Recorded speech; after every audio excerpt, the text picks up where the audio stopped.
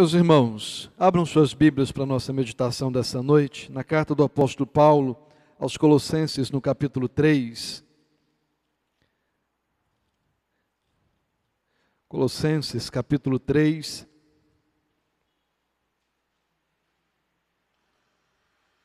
Apenas o versículo 16. Colossenses, capítulo 3, apenas o versículo 16.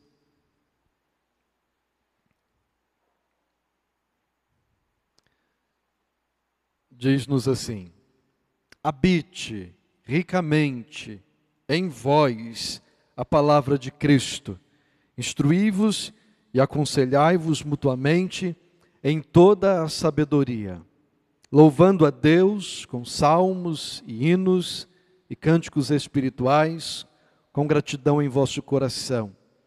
E tudo o que fizerdes, seja em palavra, seja em ação, fazei-o em nome do Senhor Jesus, dando por ele graças a Deus Pai. Lidos esses dois versículos, e na verdade vamos meditar apenas na parte A do versículo 16, habite ricamente em vós a palavra de Cristo, apenas nessa parte. Temos pensado em algumas quartas-feiras, e quero aproveitar o culto de hoje para também estudar Colossenses capítulo 3, sobre as evidências da verdadeira conversão. O evangelho que nós temos visto hoje, eu não digo vivido, porque senão nós vamos entrar no meio, mas o evangelho que nós temos visto florescer, não parece muito com o evangelho, parece com qualquer coisa, menos com o evangelho da liberalidade, o evangelho da permissividade, o evangelho do pode tudo, muito diferente do evangelho bíblico. E se nós tivemos uma época, no final do século passado, do evangelho do não pode, nós estamos no contraponto disso agora, do evangelho do pode tudo. Mas não é nenhum extremo e nem o outro extremo, o padrão nosso é a palavra do Senhor. O evangelho que nós devemos buscar, o evangelho da Bíblia. Aos Gálatas, Paulo disse que se alguém prega o outro evangelho, que não seja o evangelho da Bíblia, deve ser considerado maldito, anátema. Portanto, nós olhamos para a palavra como padrão de nossa vida. Nós vimos até aqui em Colossenses capítulo 3, sobre esse tema, as evidências da verdadeira conversão. Vimos que no início do capítulo 3, a nossa identificação com Cristo, ela é exaltada, o que mostra em primeiro lugar, que de fato uma pessoa convertida ao Senhor Jesus, é que ela está identificada com o Senhor Jesus. E depois nós vimos que essa identificação se dá em morrer com Cristo, a morte do velho homem, em ressuscitar com Cristo, a nova criatura, o homem refeito no Senhor, a ter Cristo como padrão de nossa vida, e a expectativa de sermos glorificados, estarmos eternamente com Cristo. Portanto, identificados plenamente com o Senhor, em todo o processo de salvação. Esse processo de salvação inclui conversão, inclui um ponto específico do início de uma jornada na fé, mas inclui santificação, inclui toda uma história de vida com o Senhor. Por isso Cristo é o padrão de nossa vida, para que no fim, como lemos em Hebreus 4, entremos no descanso. Então inclui também a expectativa, mas a expectativa certa, com plena convicção de que nós estaremos com o Senhor. Então é evidência da verdadeira conversão, a nossa identificação com o Senhor Jesus. Se não está identificado com o Senhor Jesus, se não parece com Jesus, não pode ser cristão. Aliás, em Antioquia foram os discípulos chamados cristãos pela primeira vez, e o foi de forma pejorativa, como que para achincalhá-los, sabe, para fazer hora com a cara deles, pequenos cristos, mas de fato pegou o apelido, e eles de fato gostaram de serem chamados assim. Vocês se parecem com Cristo. Nós parecemos mesmo. Essa é a ideia. Estamos identificados com Ele, absolutamente com Ele. Vemos, portanto, hoje uma espécie de cristianismo em que os supostamente cristãos não estejam identificados com o seu Salvador. Não pode ser verdade esse cristianismo. Mas nós vimos também, já aqui na igreja, e se você acompanhou daqui ou de casa os cultos de quarta-feira, até o versículo 11, do 5 ao 11, que também é evidência da verdadeira conversão, da genuína conversão, a santificação, o despojamento do corpo da carne. E Paulo diz assim, olha, o velho homem está morto, deixa o morto morto. Versículo 5, fazei pois morrer a vossa natureza terrena. E a tradução ao pé da letra é, tende como morta esta sua natureza terrena. Morreu, está morto, deixa o morto morto. Mas também jogue fora, versículo 8, despojai-vos igualmente de tudo isso. Despojar, tirar a roupa, tirar as mortalhas, tirar aqueles panos, aqueles trapos que ficavam em cima do defunto. Deixa o morto morto, joga fora a roupa do morto. Vocês precisam se livrar de todo o poder, alguns poderes poderosos que são colocados aqui, o poder do sexo, o poder do dinheiro, o poder do temperamento e o poder da língua. Até o versículo 9, estas coisas são colocadas como que de fato aquilo que tem mostrado que muitos que se dizem crentes não são de fato crentes ou não são ainda. Por isso, meus irmãos, eu digo que o grande problema de hoje é os púlpitos serem usados primeiro para, como no catolicismo romano da era medieval, dar às pessoas um induto de salvação, um certificado de salvação. O evangelho que tem sido pregado para aquietar almas, quando deveria estar sendo pregado para inquietar almas. E o segundo grande problema do evangelho de hoje, que tem sido pregado também para o entretenimento, e não de fato para anunciar a morte eterna e a necessidade da vida eterna. Pois bem, dito isto, que são evidências da verdadeira conversão, a identificação com Cristo, em primeiro lugar, em segundo lugar, a vida de santificação. Queria acrescer aqui esta outra marca no culto de hoje, que é o apego à palavra de Deus. É a palavra de Cristo. Habite ricamente em vós a palavra de Cristo. É a palavra de Cristo. Não há como ser cristão se não amar a palavra de Cristo. Tem que amar a palavra de Cristo. A gente precisa se lembrar um pouco da história. Essa igreja na cidade de Colossos, uma cidade antiga, que remonta ao 5º século antes de Cristo.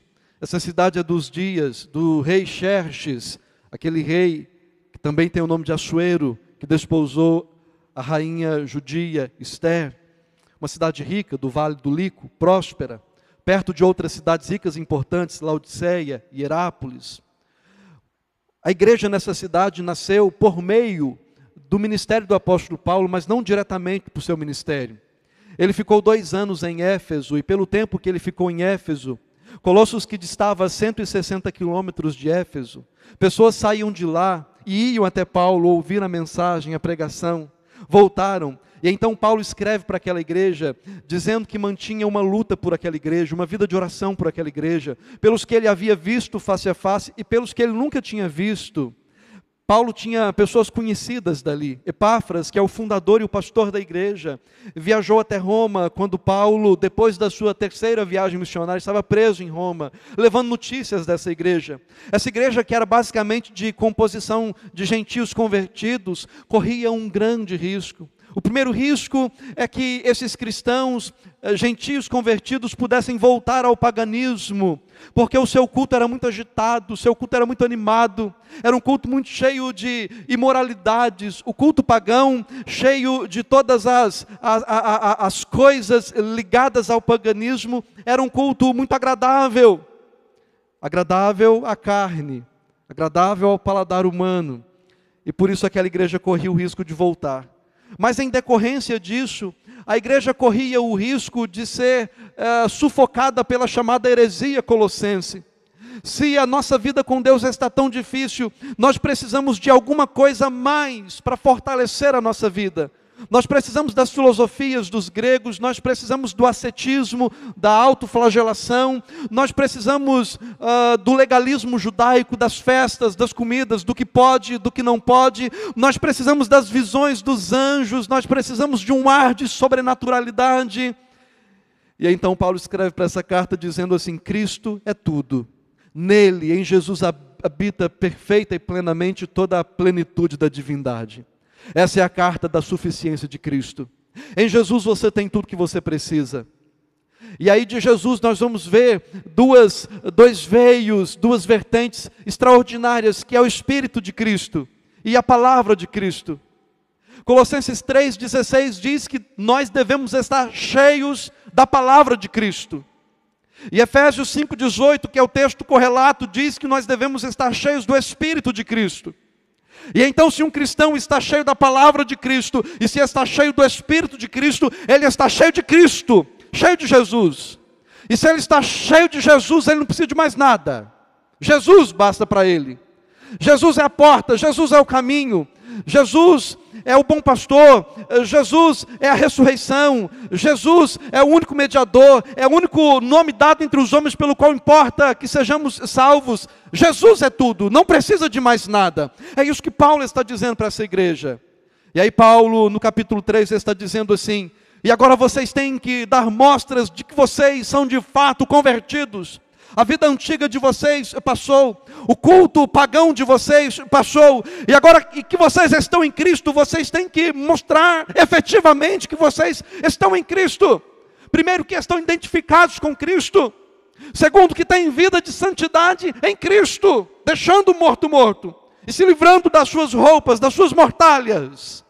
Em terceiro lugar, cheios da palavra, apegados à palavra. Meus irmãos, nós não somos um país que gosta de leitura. Aqui há vários professores, e eles devem experimentar uma luta muito grande com os seus alunos. Eu me lembro que eu fui de fato ler no meu segundo grau.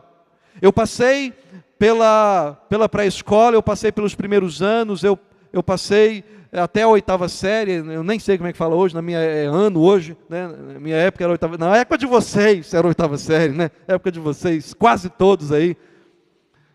E não lia, não era hábito ler, tinha biblioteca, a gente ia na biblioteca só para fazer uma pesquisa de uma coisa ou outra. E até estranhei quando no primeiro ano do segundo grau, o professor chegou pedindo para ler um livro inteiro, para ler 2 livros, para ler tantos livros por semestre. Porque o brasileiro não tem o hábito de ler. E agora nessa época digital piorou, muito menos ainda, não temos o hábito de ler. Somos a geração que mais tem informações. Um americano recebe em média por dia 20 gigabytes de informação por mídia digital. Você sabe o que significa isso? 1 gigabyte cabe 4.000 páginas em PDF. Então, se fosse para ler isso, quantas dezenas de milhares de páginas de informação vem para a cabeça? Você fala, mas o americano vê muito. Nem você com o celular na mão o dia inteiro. Vê muito não? Você acha que você vê pouco? Nós recebemos informação demais. Hoje nós nem filtramos mais as informações. Nós já recebemos e corremos o grande risco de repassá-las, passá-las adiante, e às vezes informações verídicas, falsas. Não é verdade? Às vezes até bem intencionados, mas passamos uma história para frente que não era para ser. É fato. E se o povo não lê as coisas, o povo lê a Bíblia? Se nós temos uma biblioteca e uma livraria aqui embaixo, com uma quantidade, com uma excelência de títulos, e se você não pegou ali um livro para ler ainda, ou se pegou e não leu, ou pegou quantos só, e nós temos infantil também, se você não lê, você lê a Bíblia. O que de Bíblia você recebe quando você vem na igreja e ouve o pastor pregar? E nem se atenta para ir lá na Bíblia e conferir se o que ele está falando está na Bíblia? Não, a gente confia no pastor, está na Bíblia, está tranquilo. A gente erra também, é bom ir lá e dar uma puxada de orelha quando errar. Não, esse versículo aqui está errado, você citou esse versículo errado. Não, isso não está aqui não, desse jeito. O senhor pregou esse texto hoje, mas esse texto não diz isso não, diz outra coisa. O cristão que não é apegado à palavra não é cristão. Dizia um grande evangelista que ou este livro, a Bíblia Sagrada, nos afasta do pecado, ou o pecado nos afasta deste livro. A geração que mais tem acesso à literatura, que mais tem acesso à Bíblia hoje, você pode abaixar tantos aplicativos de Bíblia no seu celular, mas que menos lê, que menos tira tempo para ler, não pode ser considerado uma geração cristã. Não pode ser considerado. O cristianismo está muito distante. Ouvi um amigo dizer, há 2 semanas atrás, sobre uma determinada região, em que a igreja está vivendo um cristianismo sem Cristo. Isso me preocupou muito. E nós temos visto os anos passarem, as décadas passarem, e a situação apenas piorar. Meus irmãos, será que nós estamos vivendo um cristianismo sem Cristo? Será que na época em que nós temos mais a palavra à nossa disposição, nós não temos aproveitado disso? Não temos lido a palavra? Será que nesse tempo de pandemia passado, não se aproveitou para ler a palavra, para estudar a palavra? Pois bem, o que o texto tem a nos dizer? Versículo 16, e só a parte A, porque aqui já tem tanta coisa. Em primeiro lugar, que nós somos casa de Deus. Olha aí, habite.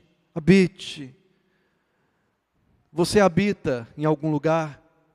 Você tem um endereço, não tem? Qual o seu endereço? Ali é a sua habitação, é o lugar que você mora. É o lugar que você passa mais tempo da sua vida. É o lugar onde você tem sossego. É o lugar onde você descansa. É o lugar de tranquilidade para você. E a gente costuma dizer que não tem lugar melhor no mundo que a casa da gente. A casa da gente é o melhor lugar, não é? Tem que ser assim com Jesus na sua vida. O verbo habitar aqui, ele vem do grego oikos. Em grego, oikos significa casa. Então o texto está dizendo assim, ei, você tem que ser casa. Casa de Jesus, casa de Deus, casa do Espírito Santo. E é por isso que escrevendo aos Coríntios da primeira carta, Paulo diz que nós somos templo do Espírito Santo. Nós somos morada do Espírito Santo. Nós somos tabernáculo do Espírito Santo. Está certo que esse tabernáculo aqui ainda tem nele um velho homem agarrado, desativado. E este tabernáculo terreno ou terrestre aqui geme, aguardando o dia da ressurreição. Ei, mas este tabernáculo aqui, este corpo terreno aqui, este corpo corruptível aqui, ainda assim, ele é morada de Jesus. Jesus mora aqui, e Paulo escrevendo aos Romanos no capítulo 6 diz, você oferecia este corpo com tanta avidez para o pecado, agora da mesma forma oferece-o, seus membros todos para Deus, para o serviço do Senhor. Seu corpo é para Deus. Aquela história de algumas que se convertem aí pela mídia fora e dizem assim, não, Deus quer só o meu coração, só esse pedacinho cá de dentro. Quem diz que Deus mora lá no coração? Linguagem figurada. Mas com o meu corpo eu posso continuar ganhando a vida do jeito que eu quiser continuar ganhando a vida. Meu trabalho, não. O seu corpo, ainda que corruptível, é casa de Deus, é morada de Deus. Habite em vós, nós somos casa do Senhor. Hebreus capítulo 3, versículo 6 diz assim, Cristo, porém, como filho, em sua casa, Cristo, porém, como filho, em sua casa, a qual casa somos nós, se guardarmos firme até o fim, a ousadia e a exultação da esperança, casa habitada. Mas é casa se guardar firme até o fim. E é por isso que o capítulo 4, e o lemos hoje, diz, entra no descanso, deixa a palavra perscrutar você, deixa ela rachar você no meio, deixa ela tirar de você o que não presta, deixa ela te mostrar direitinho quem você é. E uma vez feito isso, confesse ao Senhor, para que você não fique enganado como outros ficaram, e deixe de entrar no descanso. Você é casa, e como casa precisa ser habitado. E sabia que como casa você jamais estará desabitado e desabitada? Não existe meio termo nas Escrituras. Desde Gênesis capítulo 3, a descendência da mulher, que é a igreja, e a descendência da serpente, que é Satanás. E dali para frente nós vamos ver a humanidade dividida em dois grupos, os filhos de Deus e os filhos do diabo. Então o homem que não é habitado por Jesus, é habitado pelo diabo. Mas é uma boa pessoa, é a habitação do diabo. E a Bíblia diz assim em Mateus 12, 43 a 44, quando o espírito imundo sai do homem, anda por lugares áridos procurando repouso, porém não encontra. Por isso diz, voltarei para minha casa de onde saí. E tendo voltado, a encontra vazia, varrida e ornamentada. O homem é habitação de Deus ou de Satanás. E o que a Bíblia fala disso, do homem que é habitado por Satanás? Preste atenção. O homem que é habitado por Satanás. Em 3 palavras. Depois do homem que é habitado por Jesus, em 3 palavras. O homem que é habitado por Satanás, em 3 palavras. Filiação. Vós sois filhos do diabo, que é vosso pai, e quereis satisfazer-lhe os desejos. João 8,44a. É Jesus que está falando isso. É Jesus que está falando. Filiação. Propriedade. Ninguém pode entrar na casa do valente para roubar-lhe os bens, sem primeiro amarrá-lo, e só então lhe saqueará a casa. Marcos 3,27. Falando de Jesus entrando na casa do valente, de Satanás, para mim e para a sua salvação. Ele, Jesus, entrou na casa do valente e nos libertou do império das trevas e nos transportou para o reino do Filho do seu amor. Colossenses 1:13. Éramos propriedades de lá, mas agora somos propriedades de cá. Ou é filho de Deus, ou é filho do diabo. Possessão, filiação, propriedade, possessão. Com Satanás é assim: filiação, filho dele, propriedade é dele e possessão. E perguntou-lhe: qual é o teu nome? Respondeu ele: Legião é o meu nome, porque somos muitos. Marcos 5:9. Está com Cristo? É outra história. Não está com Cristo? É essa história aqui na Bíblia. Pastor, é gente boa? É essa história aqui. Diante do Senhor não tem gente boa. Todos pecaram, destituídos estão da glória de Deus. Deus olhou do céu para a terra e não viu nenhum justo, nenhum sequer. Mas e o homem habitado por Deus, como é? Filiação. Mesmas palavras. O próprio Espírito testifica com o nosso Espírito que somos filhos de Deus. Romanos 8,16. O Espírito Santo dizendo para mim que eu sou filho de Deus. Habitarei e andarei com eles. Serei o seu Deus e eles serão o meu povo. Serei o vosso pai e eles sereis para mim filhos, filhas, diz o Senhor o Todo-Poderoso. Segundo aos Coríntios 6:16b e 18. Filiação. Filhos do diabo ou filhos de Deus? Propriedade. Vós, porém, sois raça eleita, sacerdócio real, nação santa, povo de propriedade exclusiva de Deus. 1 Pedro 2:9. Povo de propriedade exclusiva de Deus. Não é propriedade do valente, é propriedade de Deus.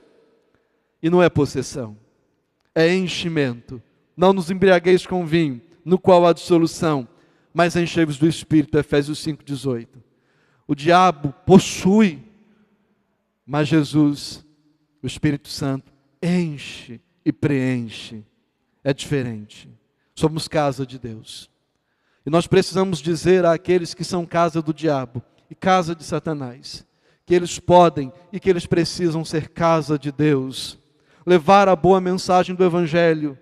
Porque Jesus, Isaías 61, Lucas 4, Jesus pode libertá-los da cegueira espiritual. Escrevendo aos Coríntios, Paulo diz que o Deus deste século, Satanás, cegou o entendimento dos incrédulos para que não lhes resplandeça a luz do Evangelho. Mas Jesus vem e liberta desta cegueira espiritual e do entendimento. E nós precisamos pregar, porque a fé só vem pelo ouvir e pelo ouvir da palavra de Deus. Temos que anunciar essa palavra para que outros sejam libertos. Mas como que a igreja vai anunciar essa palavra se a igreja não tem essa palavra?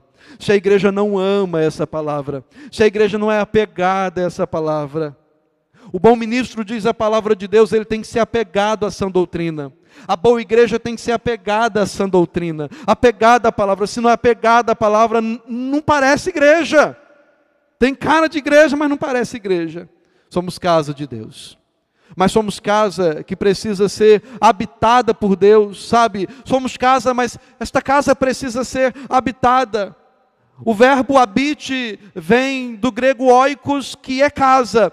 Mas o verbo aqui está no tempo presente, está na voz ativa e está no modo imperativo. Ou seja, é uma ordem. É uma ordem para agora. E é uma ordem que você tem que cumprir. Que eu tenho que cumprir. Sou eu que tenho que buscar que Cristo habite em mim. É uma ordem e eu não tenho como negociar com esta ordem. Eu tenho que cumprir isso. É para mim e é para agora. E será para amanhã e será para todo o presente tempo da minha vida. Enquanto eu viver, todo dia eu precisarei ser habitado por Deus. Você não tem que se preocupar com o outro. Você tem que se preocupar primeiro com você, em que você esteja cheio de Deus. E se você hoje, nessa noite, não está cheio de Deus, olhe para você. Não se preocupe com ninguém agora, porque você não terá condições de ajudar ninguém e de abençoar ninguém, se você não estiver cheio em primeiro lugar. Você não está cheio de Jesus? Você está cheio de você mesmo? Você está cheio de pecados? Você está cheio do mundo? Você está cheio do que agrada a Satanás? Você está cheio do que é ruim? Então você não pode estar cheio de Deus. Você não pode estar cheio de Jesus. Talvez tenha um pouquinho lá, tem uma raspinha no tacho lá. Você é casa que precisa ser habitada, e isso é responsabilidade sua buscar. Mas você é casa que precisa ser habitada de forma plena. Habite ricamente. O advérbio aqui de intensidade, no grego é abundantemente, com uma abundância, com plenitude, com completude. Habite em você deste jeito. E talvez, meus irmãos, aqui esteja o problema da igreja de hoje. Ela é a igreja de Jesus. Ela é casa de Deus. Ela tem a presença de Deus. Mas ela tem se contentado com tão pouco, com o mínimo do mínimo, com a raspa do tacho. E ela não quer buscar mais. E ela não quer se comprometer mais.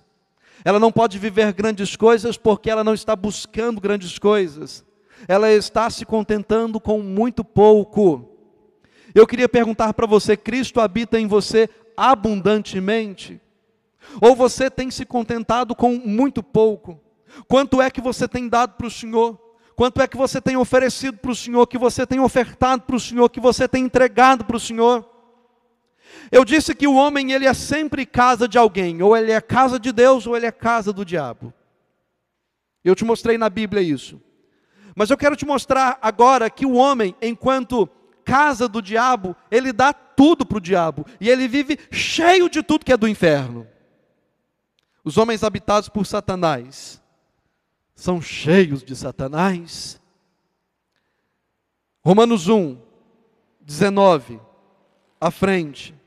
Cheios, plenos, completos, de toda injustiça, malícia, avareza, maldade, possuídos de inveja, homicídio, contenda, dolo, malignidade, sendo difamadores, caluniadores, aborrecidos de Deus, insolentes, soberbos, presunçosos, inventores de males, desobedientes aos pais, insensatos, pérfidos, sem afeição natural e sem misericórdia. Pensa num bicho ruim. É o homem que não é de Deus. Pastor, tem tanta gente boa aí, bondade aparente, bondade social. Porque quando Deus olha do céu, Ele fala, não é justo, não é bom, está destituído da minha glória, não me agrada, não tenho prazer nele, é filho da ira e está destinado à ira. É isso que Deus fala. É ruim, mas é ruim com força. É o que Paulo fala em Romanos 6, como vocês se entregavam, se lambuzavam do pecado. Agora se entreguem para o Senhor. Por que para pecar é tão bom, mas para ser santo é tão ruim? Por que para servir no mundo e ao mundo entrega-se completamente, mas para o Senhor é uma miséria? Por que gasta horrores para lá, mas para as missões não vai? Por que gasta tudo, mas é infiel no dízimo? Por que gasta horas na frente de uma televisão ou de um aparelho de celular e não investe 10 minutos na palavra? Porque os que são ruins mesmo. E meus irmãos, não há nenhum problema em que eles sejam ruins mesmo. O problema é que nós não sejamos bons de verdade. Esse é o problema. O problema é que nós até somos ruins demais também, não é isso? E a vós outros também que outrora éreis estranhos e inimigos no entendimento pelas vossas obras malignas, Colossenses 1, 21. Pois muitos andam entre nós, dos quais repetidas vezes eu vos dizia, e agora vos digo até chorando, que são inimigos da cruz de Cristo, Filipenses 3,18. Infiéis, não compreendeis que a amizade do mundo é inimiga de Deus? Aquele, pois, que quer ser amigo do mundo, constitui-se inimigo de Deus, Tiago 4,4. Eu poderia continuar citando textos e mais textos para você, para vocês. O tempo urge e a gente precisa acabar. Mas eu só queria te dizer que aquele homem que é casa de Satanás, ele é ruim de verdade, ele é ruim com força, ele está no mundo e ele não quer outra coisa senão continuar no mundo. Mas nós precisamos ser muito bons. Primeiro, a abundância da palavra de Cristo em nós. Nós temos que ser bons na palavra de Deus. Habite ricamente em vós a palavra de Cristo. Quando esse texto está sendo escrito, o Novo Testamento ainda está sendo compilado. A palavra que eles tinham era o Antigo Testamento. O Antigo Testamento está citado no Novo Testamento. Há textos que são tão e tanto citados no Novo Testamento. E é isso que os valida como textos sagrados do Velho Testamento. E outros são apócrifos, porque aqui não são citados. O Senhor Jesus venceu as tentações citando a Bíblia para o diabo. Deuteronômio 6,13, 6,13 e Deuteronômio 8,3. Jesus começou o seu ministério citando Isaías 61. Jesus sempre se reportou à Bíblia. E meus irmãos, Jesus é Hologos, o Verbo, a palavra encarnada. Se ele, que é a própria palavra que nós estamos lendo agora, citava a palavra e era apegado à palavra, porque eu e você, meros mortais, não faremos o mesmo, ou pelo menos não tentaremos. Por isso, meus irmãos, é preciso estar cheio da palavra e é preciso ser bom na palavra. Você tem que ser bom na palavra. Outro dia, uma irmã me procurou, me pedindo alguns versos ou algumas coisas da Bíblia, na verdade sobre um tema, e eu mandei 2 mensagens, 2 links de mensagem de YouTube, porque era um tema que nós já estudamos muito na igreja, e eu tinha pregado esse tema poucos dias atrás, e eu mandei o sermão inteiro para a irmã. Ela disse que numa discussão com alguém, ela ficou sem palavras, ela não pôde responder naquela discussão. Não pôde responder. E eu peguei e mandei os temas em mensagens, os links. Agora é bom, né? Alguém pergunta no pastor esse tema. Não vou explicar não. Pega um link de um sermão que explica de um estudo bíblico, toma. Vê o estudo todo aí, beleza. Agora ficou mais fácil para o pastor. Entendo assim. Mas o que me preocupou é que com tanto tempo de igreja não pôde discutir um assunto que nós trabalhamos tanto na igreja. E olha, talvez seja assim com você. Com tanto tempo de igreja, você não precisa saber tudo. E você tem um pastor para procurar mesmo. Mas você precisa defender a sua fé. Estar preparado para defender a sua fé. Para responder a todo aquele que pedir razão da esperança que há em você. Eu sei que algumas coisas nos fogem, mas o mínimo você precisa saber. Agora a pergunta, você está sabendo? Ou não está sabendo? Pensa nisso. Você precisa estar cheio da palavra de Deus. Se você não estiver cheio da palavra de Deus, tem alguma coisa errada. Você está se enchendo do que durante a semana? Tanta coisa que você vai vendo, que você vai se enchendo. Tanto tempo que você perde, né? Eu perdi agora de tarde, 2 horas, vendo São Paulo e Palmeiras. Jogo ruim. Vou distrair. Jogo amarrado. Perda de tempo, gente. Mas fiquei lá, vendo aquilo. Eu fiquei com raiva que o Palmeiras perdeu, que eu queria que ele ganhasse, né? Não sou torcedor do Palmeiras não, mas estava torcendo para ele ali. Perdeu, eu fiquei com raiva. Perda de tempo. Não é que a gente não possa ver essas coisas não, sabe? A gente não possa divertir. Não é isso não, gente. Mas quanto tempo você tem oferecido para o Senhor? E é preciso ser abundante no Espírito Santo. Porque é a palavra de Cristo e o Espírito de Cristo. Olha, o mundo é muito bom em pecar. Está cheio de si mesmo, está cheio do diabo e está cheio das concupiscências do mundo. O mundo é muito bom em pecar. Aquele que não está em Jesus é muito bom para pecar, mas nós somos muito bons. O problema não é eles serem muito ruins. O problema é nós não sermos muito bons. Habite ricamente em vós a palavra de Cristo. Eu desafio você a pegar a sua Bíblia e estudá-la e comê-la e memorizar versículos e conhecer trechos das Escrituras, memorizar versículos. Sabia que se você pegar um versículo e repeti-lo assim 10 vezes, e durante o dia você ficar lembrando e repetindo, você vai se lembrar deste versículo? Eu tenho vários versículos decorados com esse método. Você guarda tanta coisa na cabeça, comece a guardar versículos. Faça isso. Faça esse exercício. Comece a defender a sua fé, comece a compartilhar o Evangelho, comece a falar de Jesus. O que Filipe fez? Levou logo Jesus para encontrar-se com Natanael. Nós sempre precisamos levar Jesus até alguém e alguém até Jesus. E nós fazemos isso hoje. Você está aqui esperando terminar o culto, você vai para casa, você vai dormir, você vai descansar, amanhã você já levanta acelerado, você já levanta, sabe, e mal toma um café e já vai para o seu serviço, e assim o seu dia vai terminar e você nem vai perceber que o seu dia terminou. Você só está trabalhando, e você tem que trabalhar mesmo, é verdade, mas você precisa tirar um tempo para você cuidar do que você tem de mais importante, que você vai levar pela eternidade, de sua alma. Você precisa orar, você precisa ler a Bíblia, você precisa frequentar os cultos, não pode frequentar, você precisa assistir os cultos, você precisa ser fiel ao Senhor nos dízimos, nas ofertas, você precisa se dispor para o ministério, você precisa ser bom nesse negócio de ser crente e servir ao Senhor, porque de meia boca as igrejas já estão cheias, de gente que vive mergulhado no pecado, as igrejas já estão cheias, de gente que vive falando mal dos outros, as igrejas já estão cheias, de gente que vive sassaricando com o mundo e flertando com o mundo, as igrejas já estão cheias.